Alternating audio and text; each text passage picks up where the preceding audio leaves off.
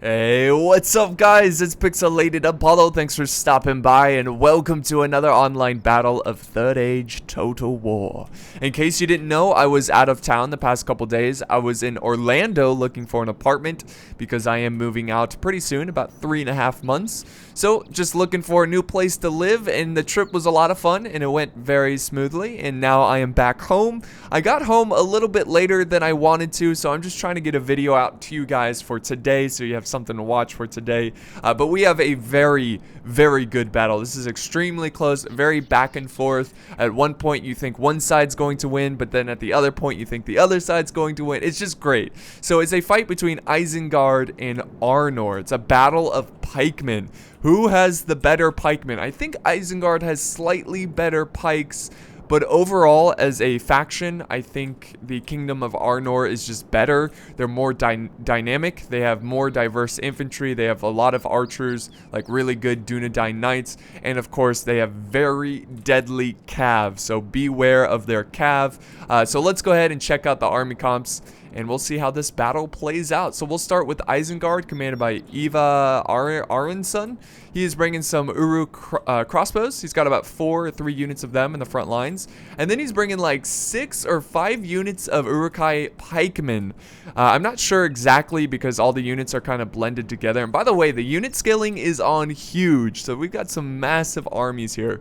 So here is his pikes. And then for his infantry, he's got about 4 units. He's got 2 units on each wing of infantry. And he also has 4 units of berserkers. So he's got some nice, two-handed berserker units there. And he has about 5 units of warg riders. So 2 on this flank, 2 on the other flank. And the general is in the center. So he's going to really need those wargs to team up and bring down the Arnor cav. Let's look at Arnor, commanded by M. Fredenwall. He is bringing 1 unit of Dunedain Rangers, so not a huge skirmishing force. He's got a ton of Arnor pikemen, about 4 or 5 units of Arnor pikes, so it's just a ton of pikes. And then we've got about 4 units of Arnor men-at-arms. Here they are. They look so cool. And then he's got about 2 or 3 units of the dismounted Dunedain Knights. These guys are really nasty, extremely nasty. They rack up kills so easily. And then over behind his Dunedain Rangers, he's got some battle-ready Dunedain.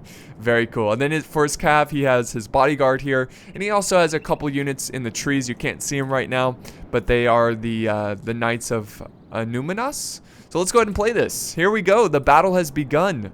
And obviously this is going to start pretty quickly because Arnor has more of a rush build or a straight to combat kind of build. Like no messing around with skirmishers. He's just going to go straight into the fight. But he does have his Dunedain firing down. That looks pretty cool. Firing into the ranks of Isengard. Isengard bringing a lot of crossbows, so Arnor doesn't need to, be standing there for too long because he'll get peppered down by these armor-piercing elite bows here, or crossbows. And there we go. We've got the pikemen pushing forward, and we also have Arnor pushing forward. He's got his pikes moving up. They look so amazing. To battle, Arnor, to battle. Let's see. Yes, all of them. Also, yes, his whole army is moving forward. I don't see his cav yet, so he's not moving out his cav. What do we have over here? Oh, Isengard actually pushing forward some berserkers. He's got the 2 units of berserkers, and he has his 1 unit of infantry. It looks like they're gonna go for those archers, but he's got his battle-ready Dunedain ready to face them. Let's see if they actually collide here. Here we go. Yes, we're gonna get a charge off for both players, and the battle has officially begun. And it's a brutal fight between, let's see, infantry and battle-ready Dunedain. We do have some berserkers going to the flank of these pikes. They're out of position, so that's actually pretty good. Isengard is now pushing up his pikes, and look at the battle lines, guys. This is amazing. Massive armies slowly inching forward, trying to get their pikes into position. Let's see. The cav is now moving from the trees. Look at this. We've got Arnor Knights and the Knights of Numenus. And the infantry, look at, I think he's making a big mistake here. He's moving up his swords instead of his pikes to join the fight first, which usually when you're facing pikes, a good counter to pikes is just more pikes. Just throw more pikes at them. I don't think it's a smart idea to push forward his infantry like this, but we'll see how this turns out. Yeah, look at this battle line, guys. This is insane. It's intense and insane. So a nice pike line for Isengard. A lot of them are staying in position, holding their ground. And here we go. We've got a nice pike v pike fight over here. Over to the flank. More pikes versus pikes. We do have some berserkers in the mix as well, and some Arnor men-at-arms. Up a small pocket of fighting up on this hill. The battle-ready Dunedain. Looks like the victory is certain for them. We'll see how they can hold out for you know, a couple minutes. Let's see what's going on with the cav over here. There's a big cav fight. Look at it. Look at this. All this cav. A lot of Arnor knights. It looks like they're going to disengage from the fight. They did get a really brutal charge on the berserkers over here, killing a lot of the berserkers. But what is this? Okay, we've got the Knights of Anumanas. I always struggle with that damn word. But yeah, I think he's going for some hammer and anvil, actually, because he realizes his infantry is having a tough time. So yeah, he is getting surrounded here by the wargs, though. He needs to take care of these wargs before he tries to use the hammer and anvil. But these guys should be able to handle these wargs. Here's a Knights of Anumanas going in. A brutal fight. And then we've got wargs over here on the flank. Oh, taking on the general. Taking on the general of Arnor. And they actually kill the general so quickly. Usually generals will fight on for a much longer time, but these wargs are vicious, and they are slaughtering this bodyguard unit. So that's going to be really bad for the men of Arnor. They've lost their leader, and their morale has been shattered. But look at the battle lines. It's still going strong for both sides. It's still going to be quite some time before we see who's going to win this battle. But so far, I'm going to have to say that this is in favor of Isengard because of the death of the Arnor general. And here's the Isengard general. He's going toe-to-toe. It looks like he's hopping on this little warg here. What is he doing? These guys like to hop on their wargs. Like, what is that? Everyone's doing it. I guess they're just like readjusting their seat. I imagine it's pretty uncomfortable at times. Here we go. More hammer and anvil. This is really important from Arnor. So they're not giving up quite yet. They're going to continue on. They're going to try to save the infantry. And they're going to hope that with their superior cav, they can still take victory even after the death of their general. And look at the battle lines. Look at this, guys. It is still dead even. Both sides are thick and healthy and fighting on. But, oh, look at this. There's a big hole in Arnor's line. Looks like these pikemen were victorious against the pikemen of Arnor, and they're now flanking around. Here comes another hammer and anvil behind the backs of the Arnor men-at-arms. Oh, dear. Oh, dear. This is a bloodbath. Very even game. Now we have the battle-ready Dunedain. These guys were waiting in reserve. He's going to use them to try to protect the flank of his battle line. The wargs are going to disengage. That's a very smart move. He's going to lose that fight if he stays in it. So he's going to go back in behind the pikemen here. Arnor pikemen are now pushing at the flank, and this is not good. The jaws are closing upon Arnor and their troops, and we have a massive chain rout. Well, not a massive chain rout, but this is one unit of pikemen breaking from the fight. And if one unit breaks, it could just destroy your whole battle. Over here, if we look what's going on, it looks like the Dunedain Rangers are getting harassed by some wargs. So Isengard trying to use his wargs as best as possible. And then we've got some battle-ready Dunedain doing battle against some berserkers, trying to protect the flank of the Dunedain Rangers. A lot of Dunedain. Lots and lots of Dunedain. Over here, the battle-ready Dunedain are about to win their engagement. They've been fighting since the very beginning of the battle. And once they kill this lone soldier here, there we go. He is dead. Yeah, all right. That's a bit overkill there. But you can go ahead and run this unit over and support your battle lines. Because look at this. More and more troops are breaking from the front lines. And that's obviously because they lost their general. But they still have the battle-ready Dunedain going strong. Look at that soldier getting some kills. Very nice. Oh, the twirl of justice.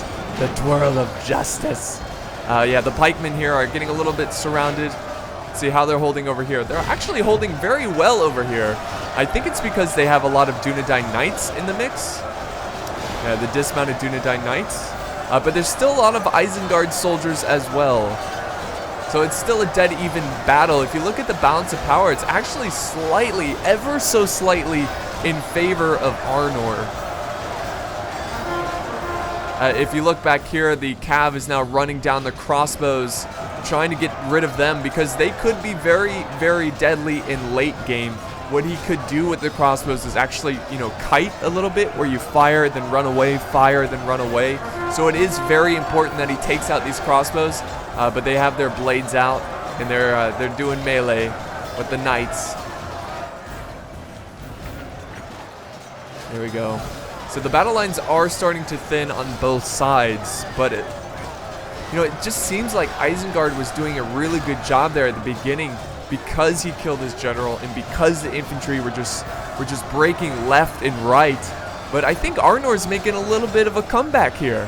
He's got his bodyguard these are Arnor knights fighting with his battle-ready Dunedain, and I think they've got the pikes in a good position. Like, he's gonna break through this pike line. We do have some units. I think this unit broke originally, but they are returning to the battle, which is really good. We've got some pikes trying to flank around the dismounted Dunedain knights. But that flank is going to be in vain because of the counter flank of the Arnor pikemen. It's so cool to see the pikes just inch forward. I love it. It looks amazing. There's the Isengard pikemen. Looks like a lot of them have taken out their blades and dropped their pikes, which is not good. They're not going to do very well against the Dunedain knights.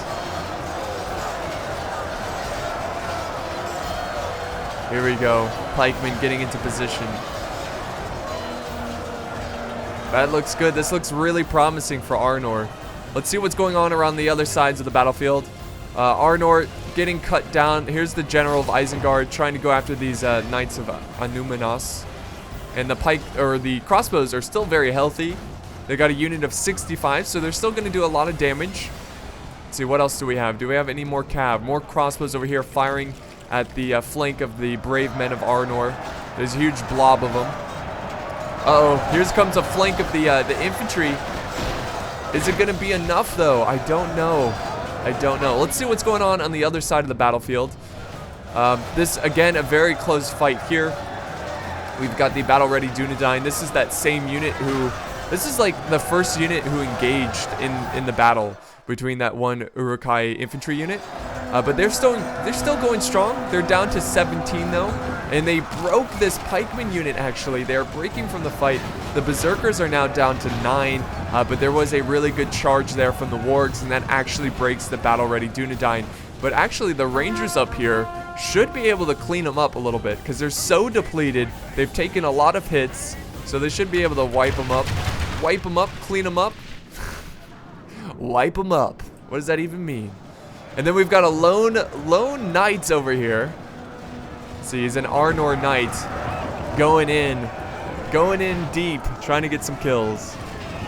Uh-oh. Oh no, a rout here, a big rout from the Dunedain knights. But what's left of Arnor? It looks like this is it. This is it. This one unit of battle-ready Dunedain down to 56. And of course they have the lone knight over here, who's going into battle like a brave soul, fighting for his people. If only every soldier was like this, Arnor would probably still be united and not destroyed.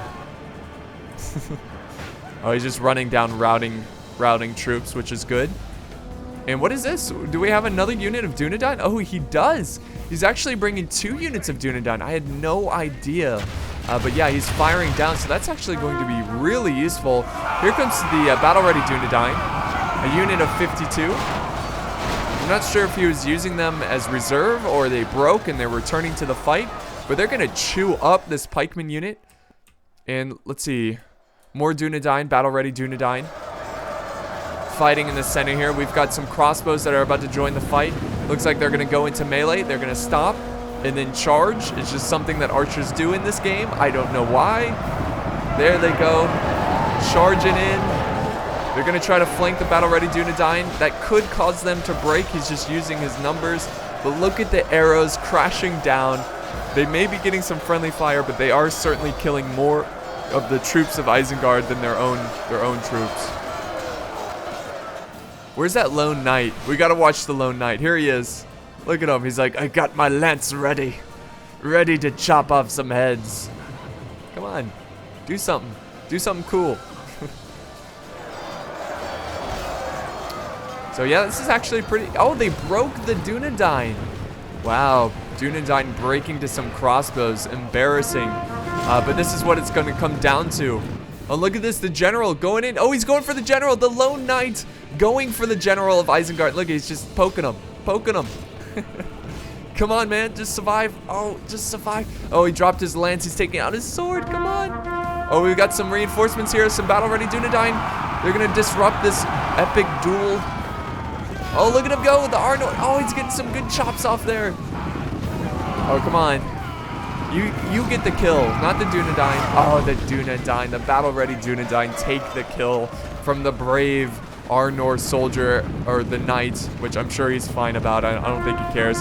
Here comes another beautiful charge from the knight, going in with his battle-ready Dunedain, and this is the final showdown.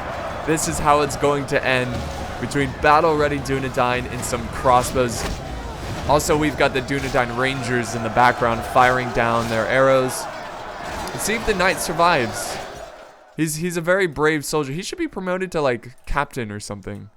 I don't know. Oh, he's running around. He's gonna leave. He's gonna keep him alive. Oh, look at all the carnage on the battlefield, though. Oh, so much death all over the place. This was a great fight, because when I first watched it, I thought Isengard had this in the bag. I was like, oh, this is GG. Isengard kills the Arnor general so quickly. Oh, some friendly fire could kill this guy. No. There we go. They break from the fight. And that's going to be the battle. So this is a victory for Arnor. And the person who sent this in was Isengard. It was Eva. So thank you so much for the battle replay. At least I think that's how you pronounce your name. I assume your name is Norwegian, I think. And it translates to Eva. That's just what I'm going to go with. If I'm wrong, please correct me.